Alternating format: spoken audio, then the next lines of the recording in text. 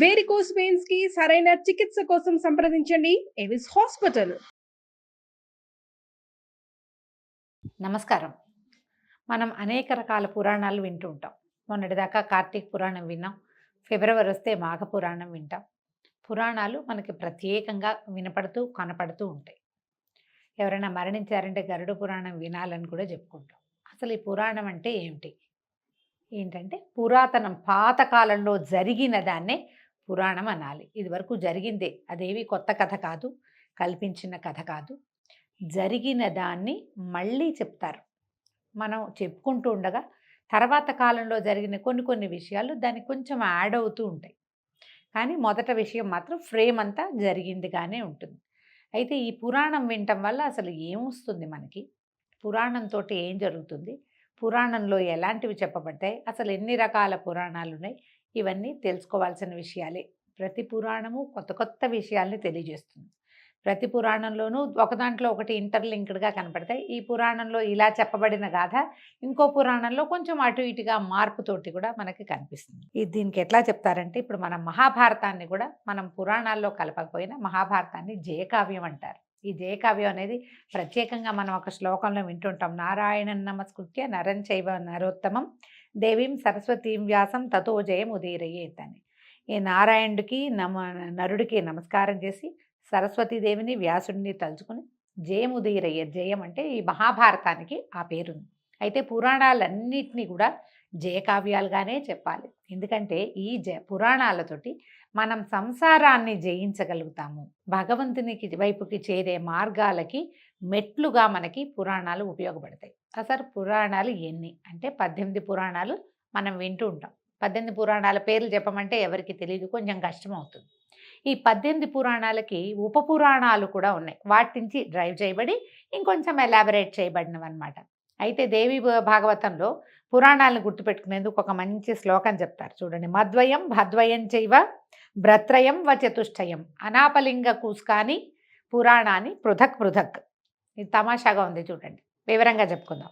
మద్వయం భద్వయం చైవ, మద్వయం మాతోటి 2 పురాణాలు ఉన్నాయి. ఏమేమి ఉన్నాయి? మత్స్య పురాణం, మార్కండేయ పురాణం. తర్వాత భద్వయం, ద్వయం అంటే 2, భాతోటి భాగవత పురాణము, భవిష్య పురాణము. తర్వాత బ్రత్రయం, బ్రాతోటి 3 ఉన్నాయి. ఈ బ్రా అనే అక్షరంతో వచ్చినవి ఏమిటి? బ్రహ్మపురాణం, బ్రహ్మవైవర్త పురాణం, బ్రహ్మాండ పురాణం. తర్వాత చతుష్టయం, వాతోటి 4 ఉన్నాయి. అవేమిటి? వరాహ పురాణం, వామన పురాణం, వాయు పురాణం, విష్ణు పురాణం.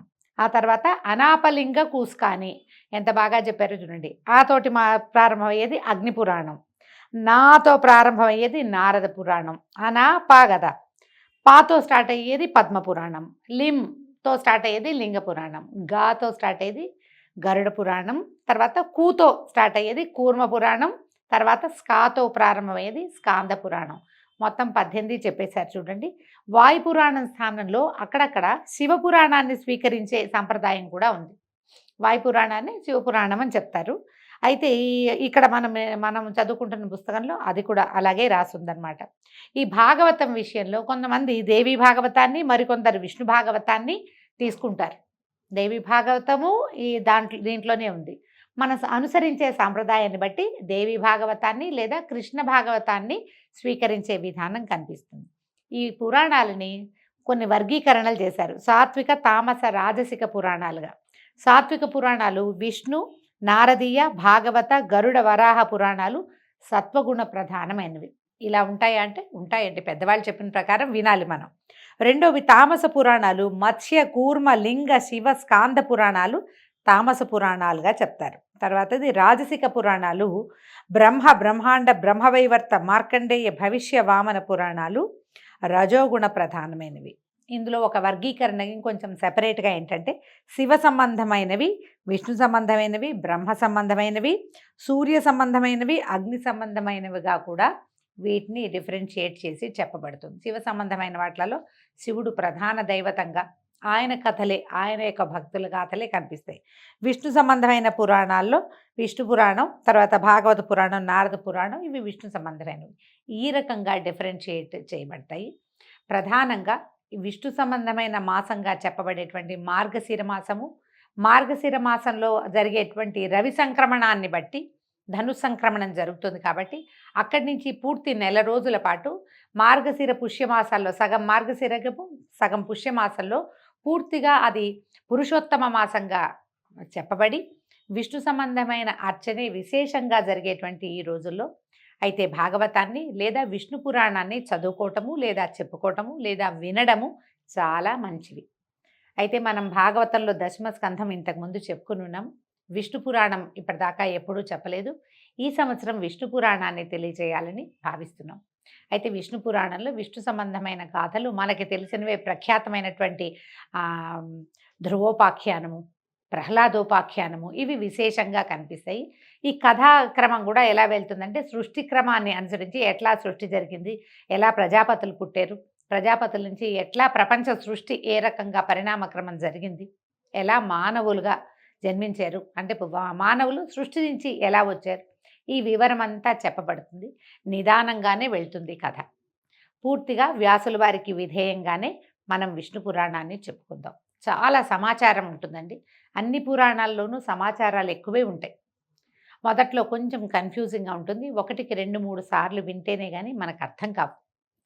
నిదానంగా విని విష్ణు పురాణాన్ని చక్కగా సాకల్యంగా తెలుసుకుందాము. ఈ రోజు నుంచి విష్ణు పురాణం మొదలవుతుంది. ఈ రోజు నుంచే పవిత్రమైనటువంటి ధనుర్మాసం కూడా ప్రారంభమవుతుంది. మనం నెలగంటు పెట్టడం అంటాము, నెలపట్టు పట్టడం అంటాము. ధనుస్సు మార్గళి ప్రారంభమయ్యే రోజు నుంచి మనం విష్ణు పురాణాన్ని చివరి రోజు దాకా ఇంచుమించుగా మన గోదా కళ్యాణానికి ముందు రోజు వరకు ఒక నెల రోజుల పాటు ఈ పురాణాన్ని విందాం.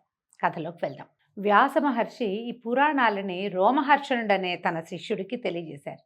ఈ రోమహర్షణుడు ఏంటంటే ఆయన కథ చెప్తేనట రోమాలు నిక్కబొడుచుకుంటాయట ప్రతి వాళ్ళకి. అంటే గూస్ బంప్స్ వస్తాయన్నమాట ఆ కథ చెప్పే విధానం వల్ల. అందుచేత ఆయన పేరు అది కాకపోయినా ఈ రోమహర్షణుడు అనే పేరు వచ్చింది. ఆయన ద్వారా రకరకాల పురాణ గాథలు బయటికి వచ్చినాయి. ఇప్పుడు మనం చెప్పుకునేటువంటి కథ ఎవరి ద్వారా వచ్చిందో చూద్దాం. శుక్లాంబరధరం విష్ణుం శశివర్ణం చతుర్భుజం ప్రసన్నవదనం ధ్యాయేత్ సర్వ విఘ్నోపశాంతయే. ఏ పని చేయబోయినా మొట్టమొదట ఈ చేస్తున్న పని ఏ విఘ్నాలు రాకుండా ఉండాలని విఘ్నేశ్వరుని ప్రార్థించి మొదలుపెట్టడం మంచిది. అలాగే ఈ పురాణం కూడా ఈ శ్లోకంతో మొదలవుతోంది. పరాశరుడు మున్నెన్నదగిన తపోధనుడు.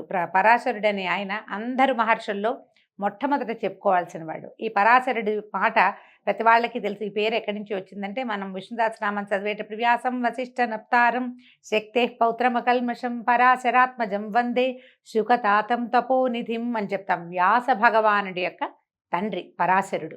ఆయన గురించి చెప్తున్నారనమాట. తల్లి కడుపులో ఉన్నప్పుడే వేదశాస్త్రాది విద్యలు క్షుణ్ణంగా నేర్చుకున్న విద్యావంతుడు ఆయన. చిన్నతనంలోనే తపశక్తితోటి రాక్షస సంహారం చేసినవాడు. బ్రహ్మమానస పుత్రుడైన పులస్త్య బ్రహ్మ వలన దివ్యజ్ఞాన శక్తిని పొందాడు.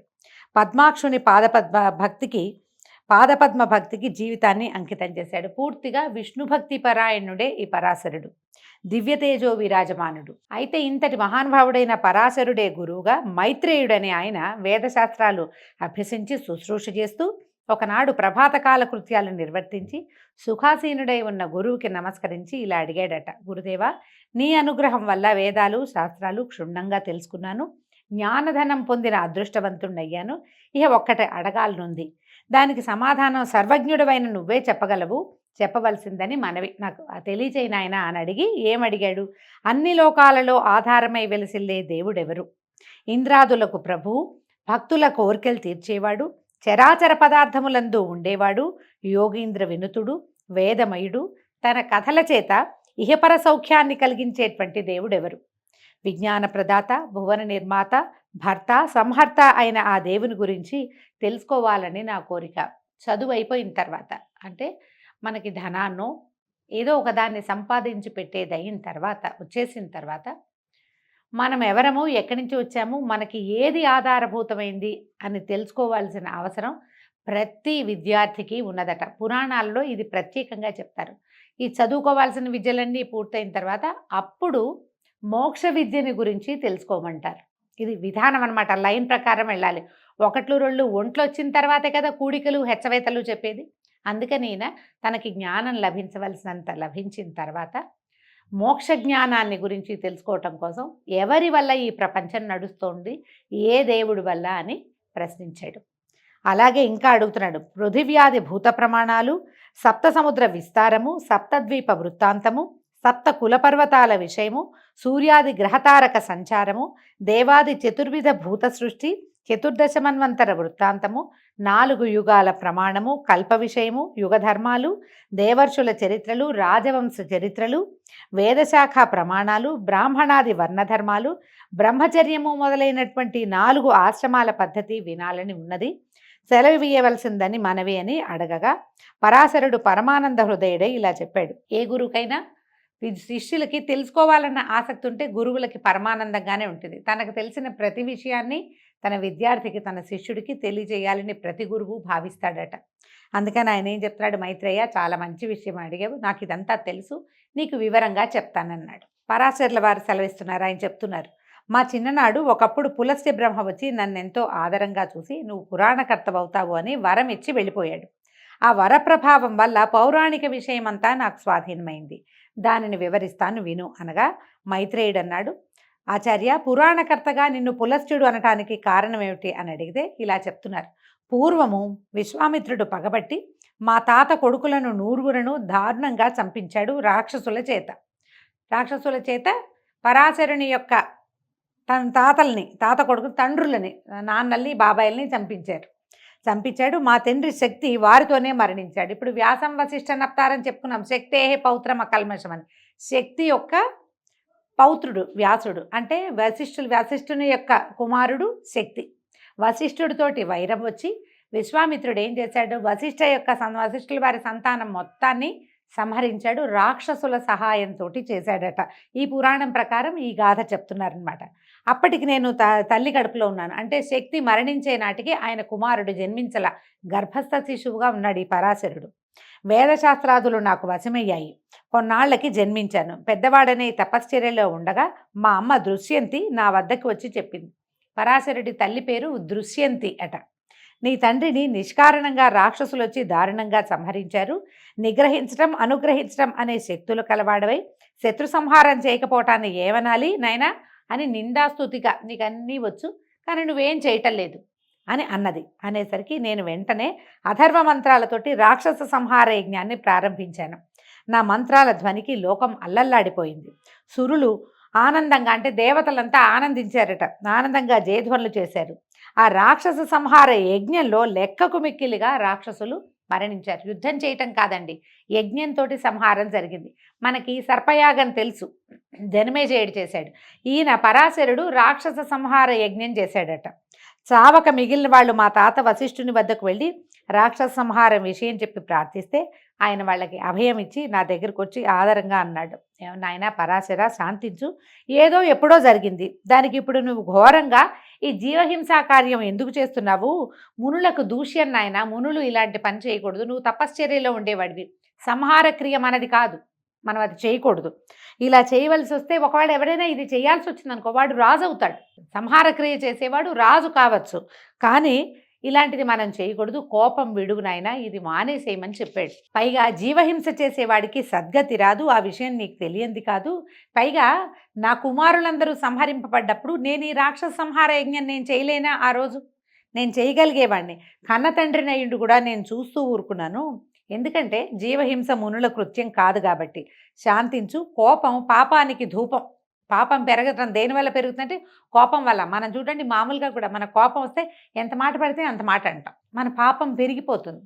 కోపంలో చాలా దుష్కృత్యాలు, అకృత్యాలు చేయకూడనివి చేస్తాము, అనకూడనివి అంటాము. అందుకని కోపం ఎప్పుడూ పాపానికి ధూపము, అది చేయకూడదు. ముక్తిని, స్వర్గాన్ని సంపాదించిన తపశక్తిని, పుణ్యాన్ని, యశస్సుని, ధర్మాన్ని పోగొడుతుంది. ఇదేం చేస్తుంది? ముక్తిని పోగొడుతుంది, కోపం స్వర్గాన్ని పోగొట్టేస్తుంది, సంపాదించిన తపశక్తిని పోగొడుతుంది. పుణ్యము, యశస్సు, ధర్మము అన్నీ అతి కోపం వల్ల పోతాయి. కోపిష్టితనం పనికిరాదు ఎవరికైనా. ఇక వారి వారి కర్మఫలం కష్టసుఖాలను కలిగిస్తుంది. దానికోసం చింత, సంతోషము పొందకూడదు. చూడు, ఏ తప్పు చేయని రాక్షసులు వచ్చి అభయం కోరుతూ ఏడుస్తున్నారు, వాళ్ళని రక్షించమన్నాడు. అంటే ఏ రాక్షసులైతే వశిష్ఠపుత్ర సంహారం చేశారో వాళ్ళు పోయారు. వాళ్ళు కాకుండా అమాయకులైన వాళ్ళు కూడా ఆ యజ్ఞంలో పడి చచ్చిపోయారు. మా తప్పేమీ లేదు, మా తాతలు చేసిన దానికి మేము శిక్ష అనుభవిస్తున్నామని వాళ్ళు దుఃఖిస్తున్నారు అని చెప్పి చాలా బోధించేసరికి మా తాత బోధ విని నేను ఈ రాక్షస మారణ హోమాన్ని ముగించేశాను, ఇక మానేశాను. అప్పుడు పులస్త్య బ్రహ్మ మా ఆశ్రమానికి వచ్చి మా తాత చేత సత్కారం పొంది కూర్చుని నన్ను చూసి ఆనందించి వాసిష్ఠ అన్నాడంటే వశిష్ఠుని యొక్క మనవడైనటువంటి ఓ పరాశర, నువ్వు శాంతమూర్తి అయ్యావు, నీకు ఏదైనా ఒక కోరిక అడుగు, నువ్వు అడిగింది నేను తీరుస్తానన్నాడు. అయితే నేను ఆయన పాదాలకు నమస్కరించి జ్ఞానము, మధురమైన వాక్కు, ప్రతిభ, పాండిత్యము, పురాణ ప్రావీణ్యము కావాలి, ప్రసాదించమని ప్రార్థించాను. ఆయన తథాస్తు అన్నాడు. పులస్త్యుని వాక్కు నీ కోరికని సఫలం చేయగా కానీ మా తాత కూడా వరం ఇచ్చినట్టుగా ఆశీర్వదించాడు. ఎవరైనా మహానుభావులు పెద్దవాళ్ళకి దండం పెట్టి ఇల్లు కావాలి వాకిలు కావాలి అని అడగకూడదు, జ్ఞానం కావాలని కోరుకోవాలట. అది చెప్తున్నారు చూడండి. అయితే అది నాకు సిద్ధించింది. ఆ మహానుభావుల అనుగ్రహం వల్ల దేవ రహస్య కార్యాలు, వేద విద్యా విశేషాలు నాకు మలకం అయ్యాయి. కరతలామలకం అంటే కరతలం అంటే చెయ్యండి, అరిచెయ్యి. ఆమలకం అంటే ఉసిరికాయ, చేతిలో ఉన్న ఉసిరికాయలాగా దొరికినాయి అన్నమాట ఈయనకి ఇవన్నీ. అనేక శాస్త్రాలు, గాన నృత్య విశేషాలు, చరాచర భూతగణ ప్రవర్తన నాకు వశమయ్యాయి, వివరించి చెప్పగలను. కాబట్టి నువ్వు అడిగినవన్నీ పురాణ రూపంలో చెప్తానని చెప్పాడు. ఇప్పుడు చెప్తున్నారు. ఇక్కడి నుంచి విష్ణు పురాణం ప్రారంభం అండి. విష్ణువు భక్తవత్సలుడు, దేవమయుడు, దేవరక్షకుడు, విశ్వగురువు, సమస్తము విష్ణుమయమై నడుస్తుంది. ఆ దేవునికి సంబంధించి విష్ణు పురాణంగా చెప్తాను విను. ఇది వేద సమానంగా భావించు, శ్రద్ధగా వినమన్నారు.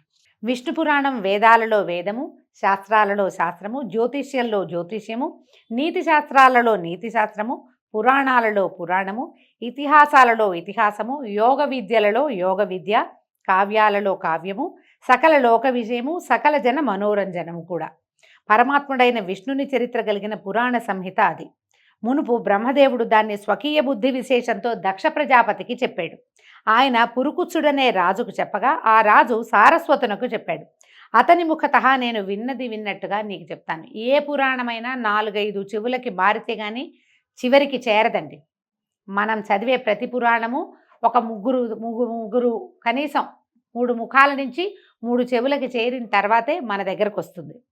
మైత్రేయ, నీ వల్ల ఈనాడు పరమానందుడు, జగద్వంద్యుడు, మునిలోకస్తుత్యుడు, నిత్యుడు అయిన రమారమణుని వర్ణించే అదృష్టం కలిగింది. నా జన్మ కృతార్థమైంది అని వాసుదేవునికి నమస్కరించి వశిష్ఠ పులస్త్య బ్రహ్మలను మనసారా స్మరించి కనులు మూసుకుని ధ్యానముద్రలో భూత భవిష్యత్ వర్తమానాలను తెలిసి కనులు తెరిచి ఆదరంగా శిష్యుడితో ఇట్లా చెప్పాడు.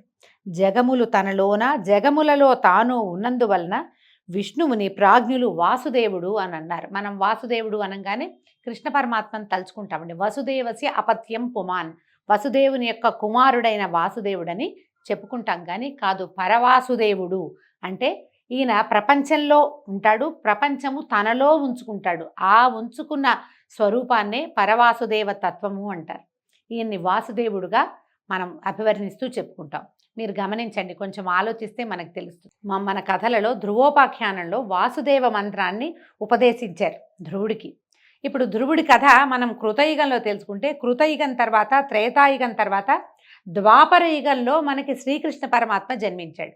ద్వాపర యుగంలో జన్మించిన శ్రీకృష్ణ పరమాత్మని మనం వాసుదేవ అంటే, ఈ వాసుదేవుడు కృతయుగంలో ఎలా ఉన్నాడు అంటే కృష్ణ పరమాత్మ కాదనమాట, పరతత్వమైన వాసుదేవుడి గురించి చెప్పబడుతుంది అనమాట. అందుకని విష్ణువు స్వరూపాలలో ఆయన నామధేయాలలో ఉన్న వాసుదేవ తత్వము ప్రపంచమంతా నిండి ఉన్న వ్యాపనశీలుడైనటువంటి విష్ణువుని గురించే చెప్పబడింది.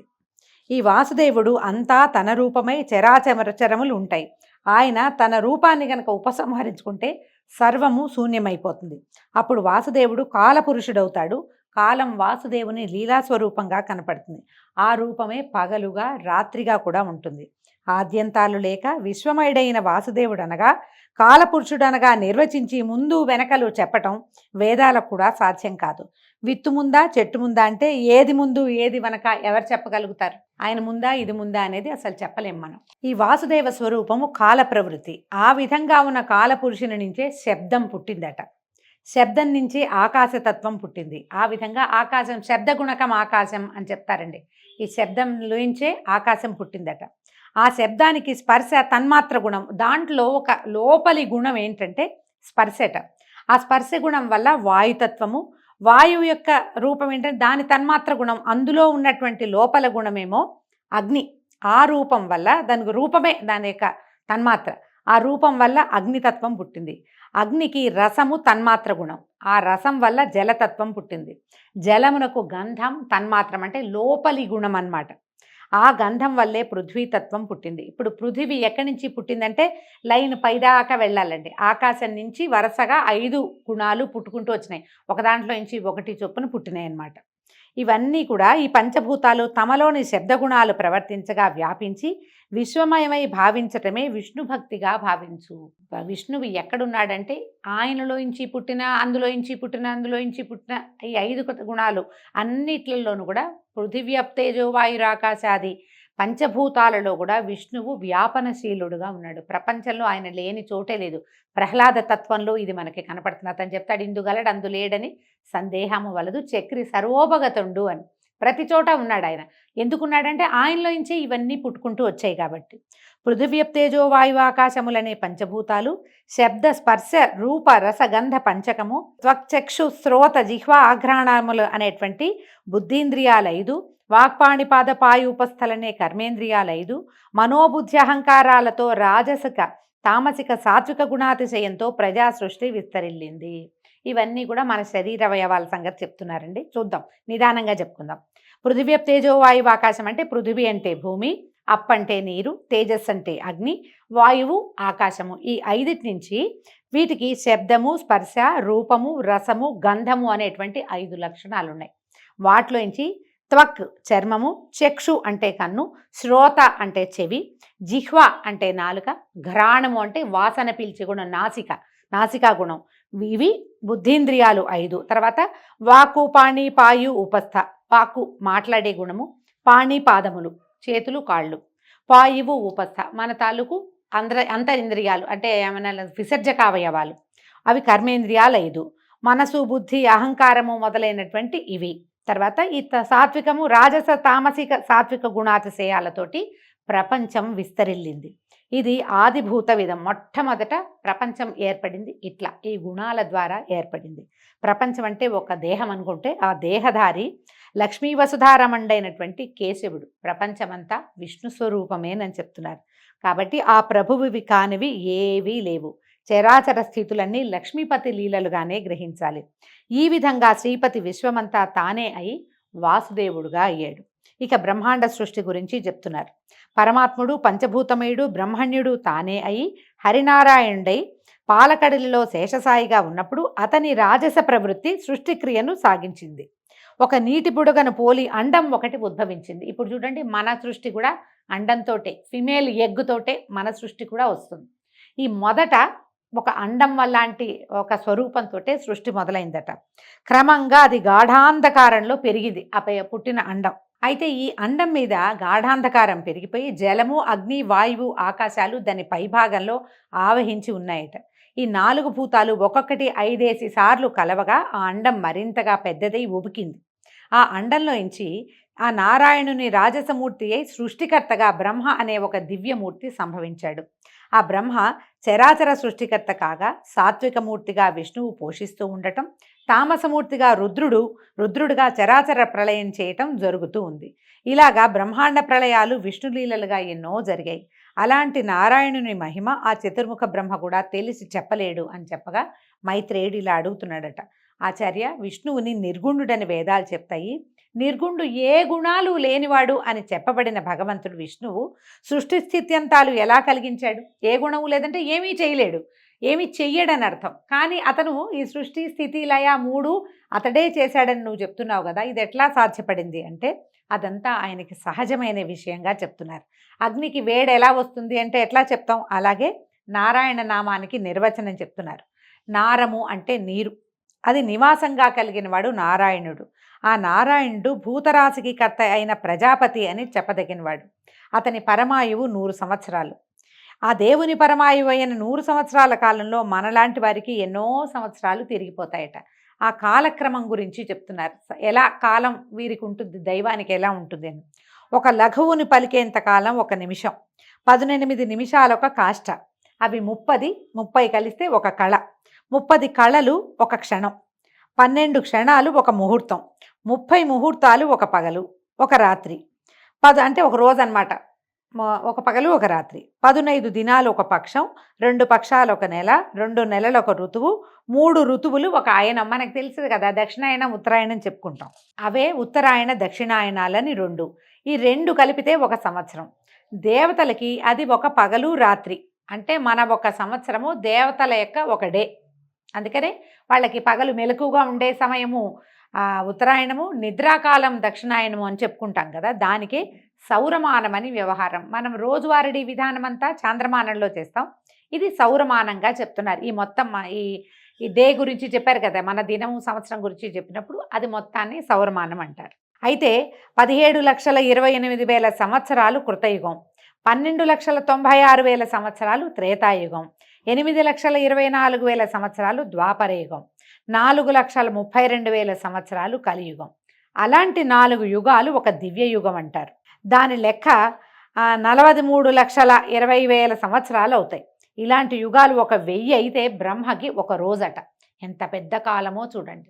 ఇదంతా పేపర్ మీదకి ఎక్కిస్తే చాలా కన్ఫ్యూజింగ్గా ఉంటుంది. కానీ బ్రహ్మదేవుడి ఒక దినం ఏంటంటే ఇలాంటిది.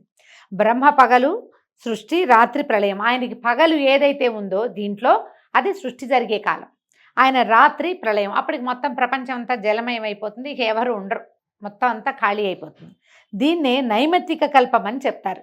దీన్ని అలాంటి దినాలు 30 బ్రహ్మకి ఒక నెల, అవి 12 ఒక సంవత్సరం. ఆ సంవత్సరాల 100 బ్రహ్మ యొక్క ఆయుః ప్రమాణం అని చెప్తున్నారు.